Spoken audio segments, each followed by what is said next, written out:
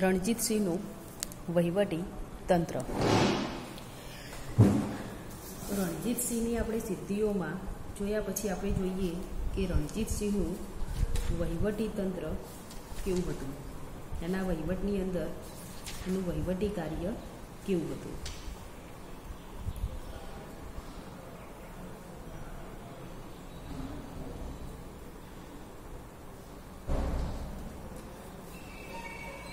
અફઘાનિસ્તાનમાં 18મી સદીના પૂર્વાર્ધમાં નાદિર શાહ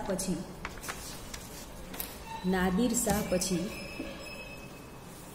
અહમદ શાહ અબ્દાલીના આક્રમણોથી ઉત્તર ભારતમાં મુગલ સત્તા નબળી પડી. એટલું જ નહીં પણ તેનો પ્રભાવ જતો રહ્યો. રાજકીય સ્થિતિ ગૂંચવણવાળી બની. અહમદ શાહ અબ્દાલી પંજાબને પોતાના સામ્રાજ્યનો એક ભાગ ગણતો હતો. ત્યાંથી મૈસૂર ઉઘરાવા સિવાય ભાગ્યે જ કોઈ વહીવટી તંત્રનું કાર્ય થતું. અહમદ શાહના ઉત્તરાધિકારીઓ પંજાબ પર અંકુશ રાખી શક્યા નહીં. ત્યાં કોઈની સત્તા પ્રવર્તી ન હતી. એ સંજોગોમાં ત્યાં શીખ મુસ્લિમની એટલે કે લોકશાહી ઢબે બંધુત્વની ભાવના પર રચાયેલો લશ્કરી રાજ્ય સંઘ સત્તાનો ઉદય થયો. તેના શીખ સરદારો પંજાબમાં વિશાળ પ્રદેશો પર અધિકારો ધરાવતા થયા. શીખ મિસલમાં 12 મહત્વની મિસલ હતી. તેમાં સુકર ચકિયા મિસલ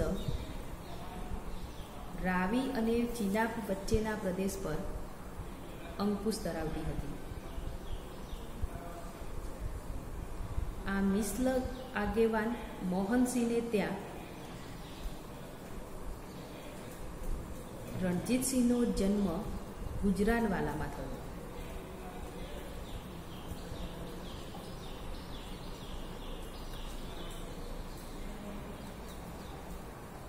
નવેમ્બર 1780ના રોજ એટલે કે 13 નવેમ્બર 1780ના રોજ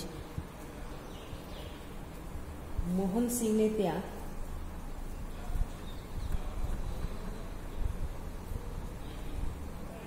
રણજીતસિંહનો જન્મ.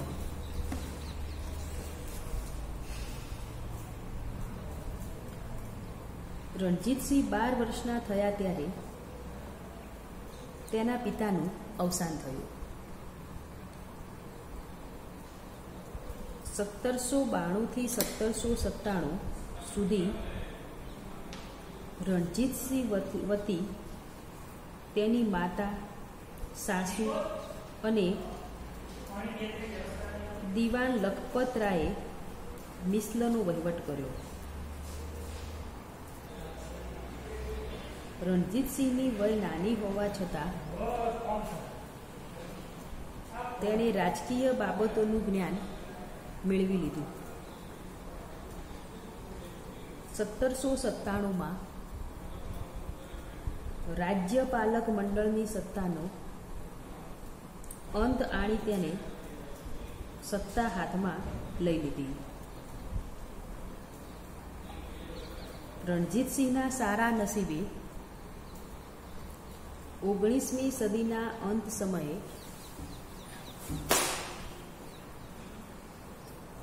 મહત્વની શીખ મિસલ નબળી પડી ગઈ હતી. અફઘાનિસ્તાનમાં પણ સત્તા માટે સંઘર્ષ ચાલતો હતો. રણજીતસિંહે આ પ્રકારની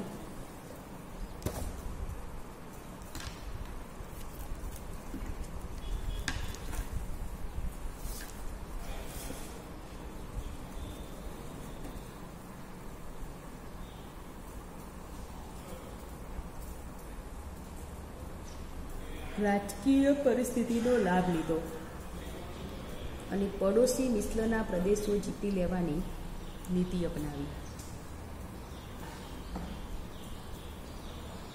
1798માં અફઘાનિસ્તાનના જમાન શાહ અબ્દાલીએ પંજાબ પર આક્રમણ કર્યું.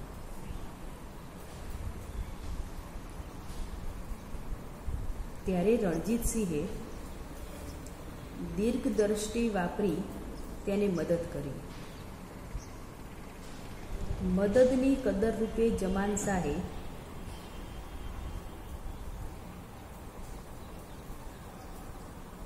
રણજીતસિંહને લાહોર કબજે લેવાનો અધિકાર આપ્યો અને અફઘાન રાજા વતી વહીવટ કરવા સત્તા આપી.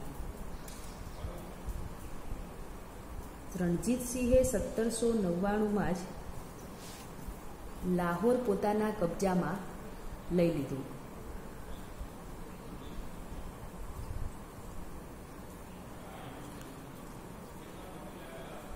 લાહોર કબજે કર્યાથી રણજીતસિંહની પ્રતિષ્ઠા વધી ગઈ. બધા શીખ રાજ્યો પર તેની અસર થઈ. તેણે 1801માં રાજાનું બિરુદ લીધું. 1802માં અમૃતસર કબજે કર્યું અને પછીના 2 વર્ષના ગાળામાં ગુરખાઓ સાથે ઘર્ષણમાં આવ્યો. 1803 અને 1804માં બીજો મરાઠા વિગ્રહ થયા બાદ અંગ્રેજોએ યમુના નદી સાથેના પ્રદેશો કબજે કર્યા. તેથી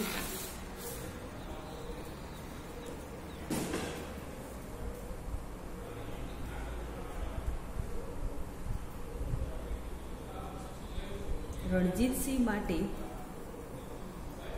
એ દિશામાં આગળ વધવાનું મુશ્કેલ બની ગયું. તેનો માર્ગ અવરોધાયો હતો.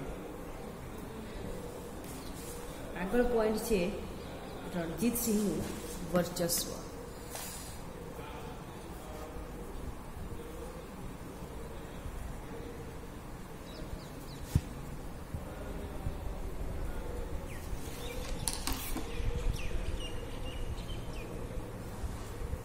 અફઘાનિસ્તાનમાં અમીર જમાન શાહને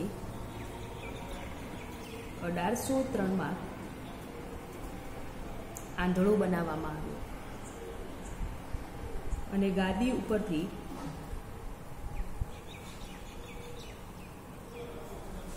ઉઠાડી મૂકવામાં આવ્યો. ત્યાં ડામાડોળ પરિસ્થિતિ સર્જાતા રણજીતસિંહે તેનો લાભ ઉઠાવ્યો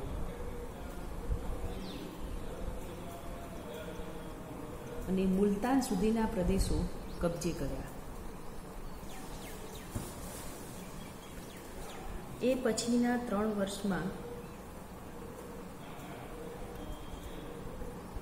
સતલજ નદીના પશ્ચિમ કાંઠા સુધીમાં આવેલા શીખ મિસ્ર રાજ્યો પર પોતાની સત્તા સ્થાપી દીધી. તેની ઈચ્છા યમુના અને સતલજ વચ્ચે આવેલા શીશ સતલજ નામે ઓળખાતા રાજ્યો પર અધિકાર જમાવવાની હતી. તેમ કરીને તે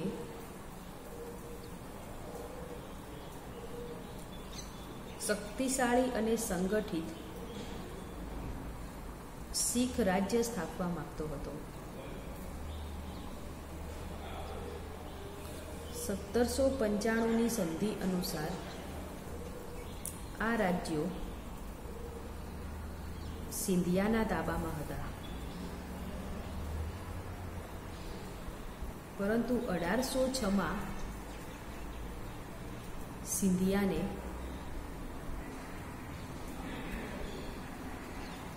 આ વિસ્તારમાંથી હાંકી કાઢવામાં આવ્યો. પરિણામે આ રાજ્યો બિનસત્તાવાર રીતે અંગ્રેજોના આશ્રિત બન્યા.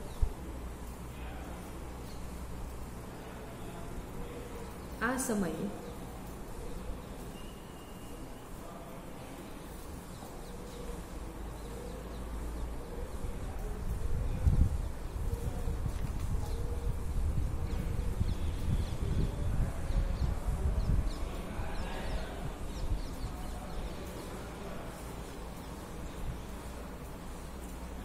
1795 સંધિ અનુસાર આ રાજ્યો સિંધિયાના તાબામાં હતા, પણ 1806 સિંધિયાને આ વિસ્તારમાંથી હાંકી કાઢવામાં આવ્યું.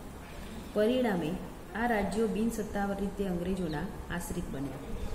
આ સમયે આ ભાગમાં આવેલા કેટલાક રાજ્યોના વડાઓ વચ્ચે ઝઘડો થતાં તેમણે મહારાજા રણજીતસિંહને દરમિયાનગીરી કરવા વિનંતી કરી. રણજીતસિંહ આ તકની રાહ જોતો હતો.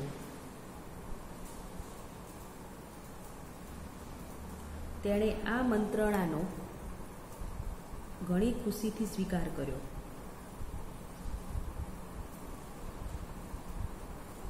અને 1806 થી 1807ના સમયમાં ઘણી લશ્કરી ચઢાઈઓ કરી.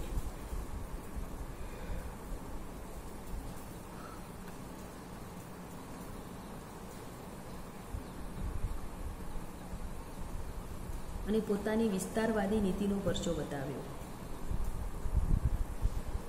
રણજીતસિંહની પ્રવૃત્તિથી ચોંકી ઉઠેલા શીખ સરદારોએ રક્ષણ માટે અંગ્રેજ સરકાર પાસે માંગણી કરી.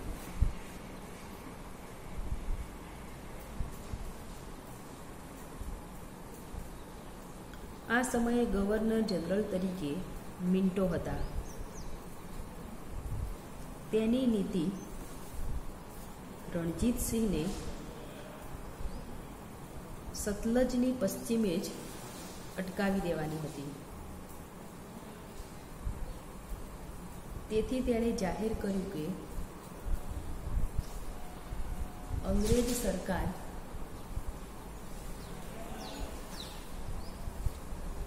રણજીતસિંહને સતલજ રાજ્યો પર અધિકાર સ્થાપવા દેશે નહીં, અને જો તે પ્રમાણે કરશે તો અંગ્રેજ સત્તા સાથે યુદ્ધ થવાની સંભાવના ઊભી થશે. આ સમયે યુરોપમાં પેનિન્સ્યુલર યુદ્ધ થતા ભારત પર નેપોલિયનના આક્રમણનો જે ભય રાખવામાં આવતો હતો તે દૂર થઈ ગયો હતો. અહીંની અંગ્રેજ સરકારે આ કારણે રણજીતસિંહ પ્રત્યે કડક વલણ અપનાવ્યું. વિચક્ષણ બુદ્ધિના રણજીતસિંહને સમય ઓળખતા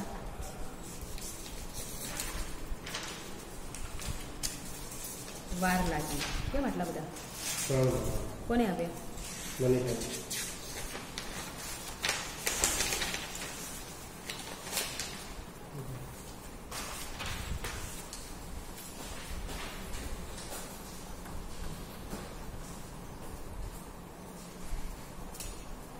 અને અંગ્રેજો સાથે સમાધાનકારી નીતિ અપનાવી.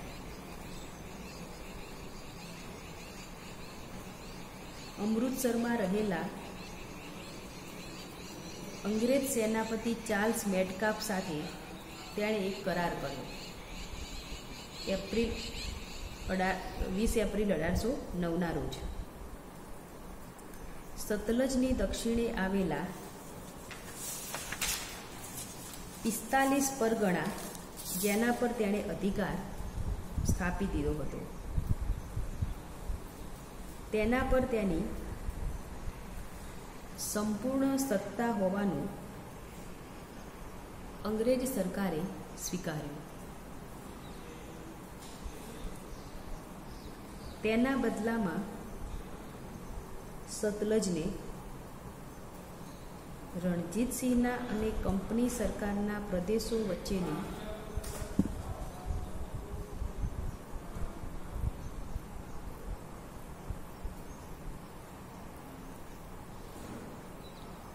સરહદ રેખા સ્વીકારવામાં આવી. રણજીતસિંહે પોતાની પ્રવૃત્તિઓ સતલજની પશ્ચિમે તથા ઉત્તરે જ મર્યાદિત કરવા સ્વીકાર્યું. આમ બંને વચ્ચે મિત્રતાના સંબંધો સ્થપાયા. યુદ્ધો કરવા અને તેના ફળ સ્વરૂપે પોતાના રાજ્યનો વિસ્તાર કરવો એ રણજીતસિંહનો જીવન મંત્ર હતો.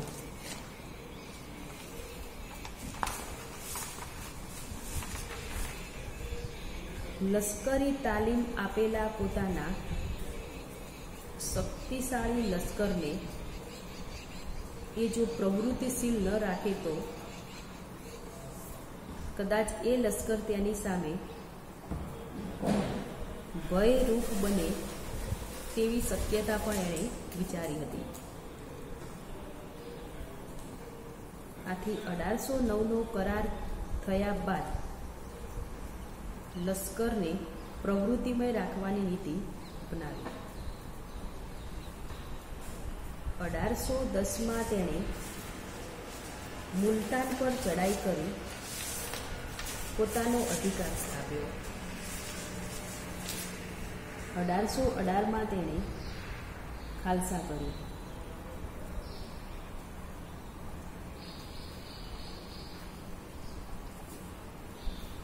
તેણે ગુરખાઓ પાસેથી કાંગડા અને અફઘાનો પાસેથી અટક જીતી લીધા.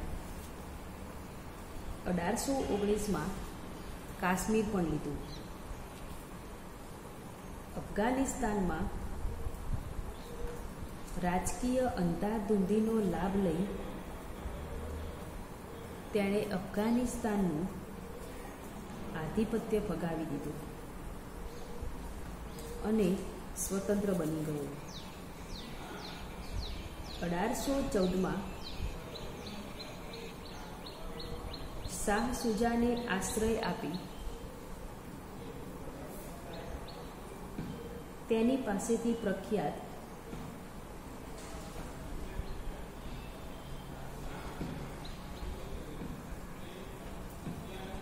કોહિનૂર હીરો પડાવી લીધો. 1823માં પેશાવર પણ તેના કબજામાં આવી ગયું અને 1834માં પેશાવરને વિધિસર રીતે ખાલસા કર્યું.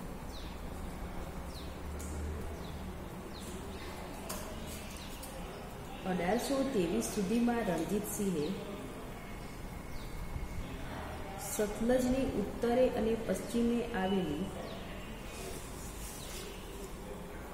શીખ મિસલોને પોતાના તાબા નીચે લઈ એક શક્તિશાળી કેન્દ્રીય રાજાશાહીવાળા રાજ્યની સ્થાપના કરી.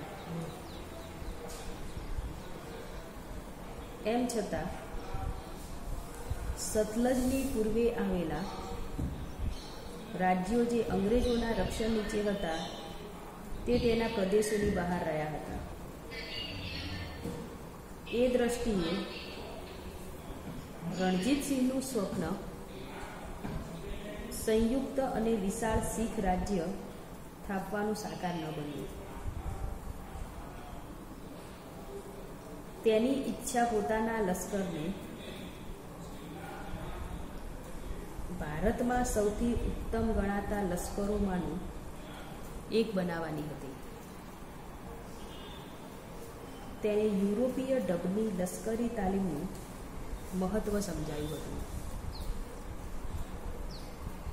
આથી નેપોલિયન બોનાપાર્ટના લશ્કરમાં નોકરી કરી ચૂકેલા લશ્કરી અધિકારીઓને શીખ લશ્કરની તાલીમ માટે નોકરીમાં રાખ્યા.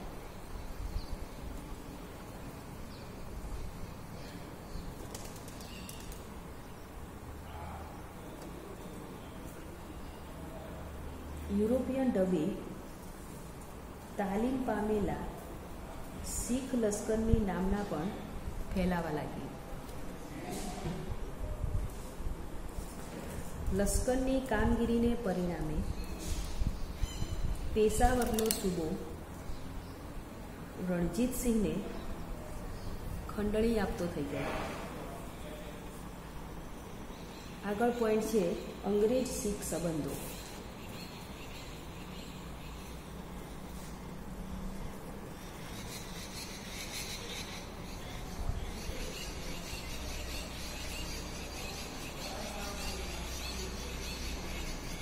(1809) અમૃતસરની સંધિથી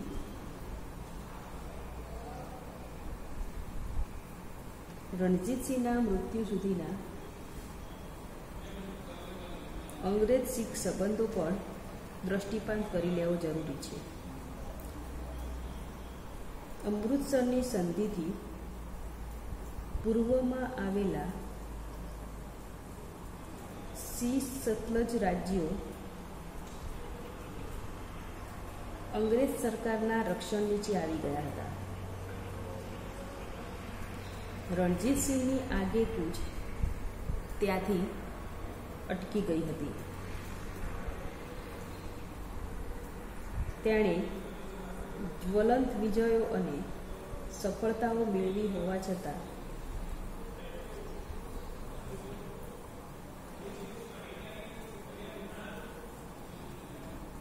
તે જીવનભર અંગ્રેજો સાથે કરેલા કરારને વફાદારી રાખી વળગી રહ્યો અને એક મિત્ર તરીકે રહ્યો.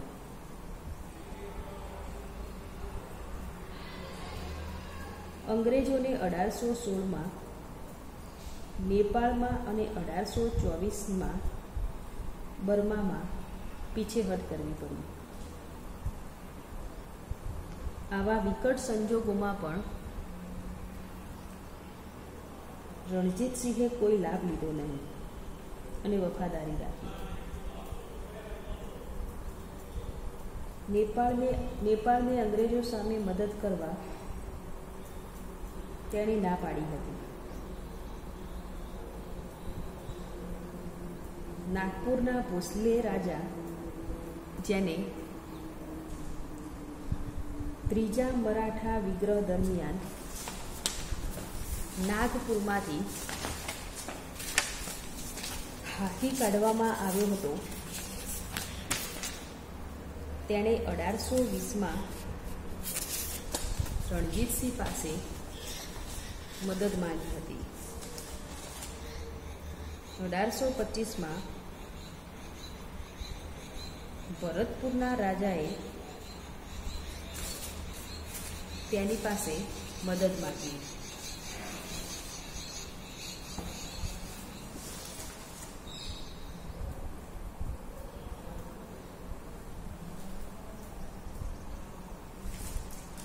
પરંતુ રણજીતસિંહે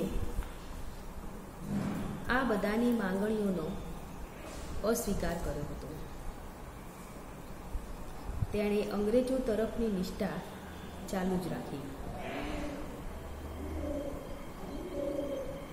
રણજીતસિંહે આવી વફાદારી રાખી હોવા છતાં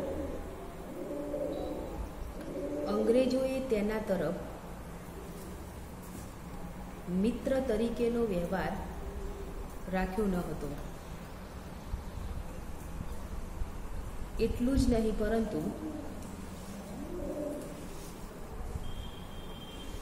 તેના વિરોધમાં થતી પ્રવૃત્તિઓને ટેકો આપ્યો હતો. બ્રિટિશ શાસિત વાગડ્ય સરહદ પ્રાંતમાં વહાવી લોકોએ શીખો સામે 1836માં જિહાદ જગાડી.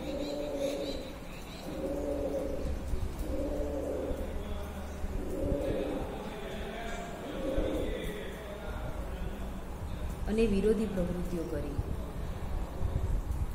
આ બધું અંગ્રેજ અધિકારીઓ જાણતા હતા.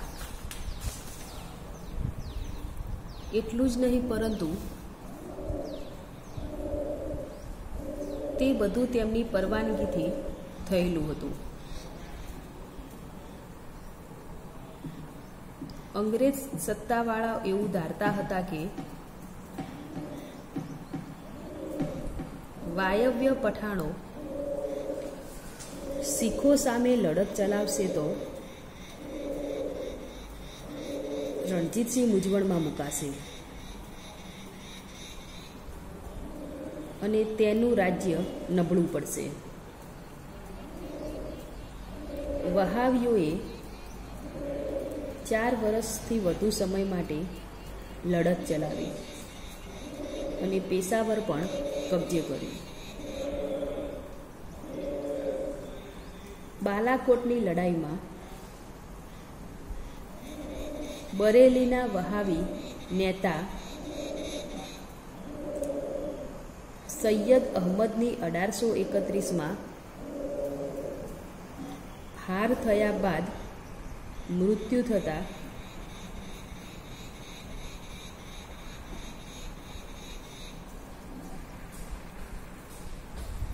વહાવી ચળવળ બંધ પડી. રણજીતસિંહની મૂંઝવણ એથી ઓછી થઈ ગઈ હતી.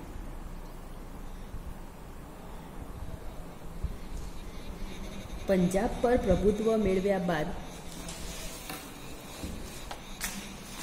રણજીતસિંહે દક્ષિણી સિંધમાં પોતાની સત્તા વધારવા પ્રયાસ કર્યો, પણ અંગ્રેજોની મુત્સદ્દગીરીએ તેના માર્ગને અવરોધ્યો. અંગ્રેજોનું તેના પ્રત્યે આવું વલણ હોવા છતાં તેઓ બાહ્ય રીતે આદરભાવ રાખતા અને મિત્રતા બતાવતા હતા. તેની મિત્રતાની કદર તરીકે ઇંગ્લેન્ડના રાજાએ તેને માટે કેટલીક ભેટ મોકલાવી હતી.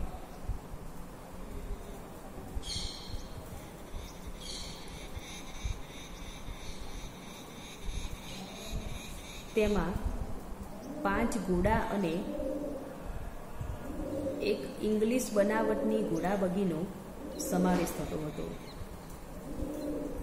મિત્રતા ભર્યો પત્ર તથા ભેટ વસ્તુઓ પહોંચાડવા માટે ચાર્લ્સ બર્નિસને 1831માં મોકલવામાં આવ્યો.